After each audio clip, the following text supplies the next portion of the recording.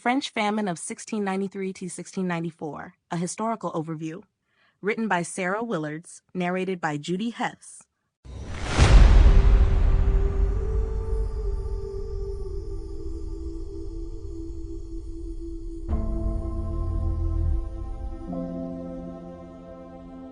Chapter 1. The Context of the French Famine of 1693 to 1694.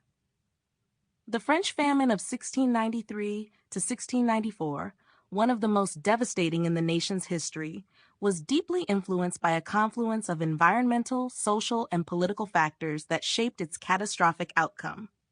To understand the severity of this famine, it is crucial to examine the conditions that preceded it, including the weather patterns, economic environment, and political climate of late 17th century France. At the heart of the famine was a series of harsh weather conditions that led to poor harvests in 1693.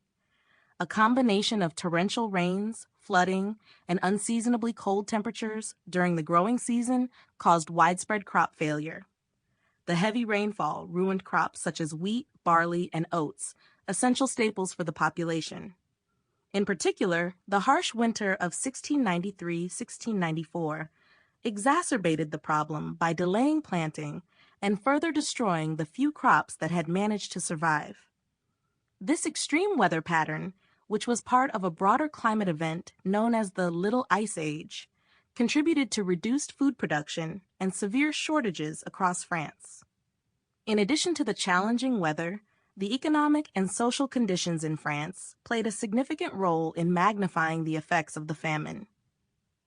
By the late 17th century, the French economy had been heavily strained by costly wars, including the 9 Years' War, and the lavish spending of Louis XIV. The country's infrastructure was ill-equipped to handle such widespread agricultural distress. The peasants, who made up the majority of the population, were already burdened with heavy taxes and had limited resources to survive such a crisis. With most of the population living in rural areas, food shortages hit them hardest, leading to widespread hunger and suffering. Politically, the situation was equally dire. King Louis XIV, while renowned for his centralization of power, struggled to respond effectively to the famine. The French monarchy, already embroiled in wars, lacked the administrative capacity to organize an efficient relief effort. Although some local officials attempted to manage the crisis, they were often hampered by a lack of resources and logistical support from the crown. The government's slow response to the famine fueled discontent among the population. Sample complete. Ready to continue?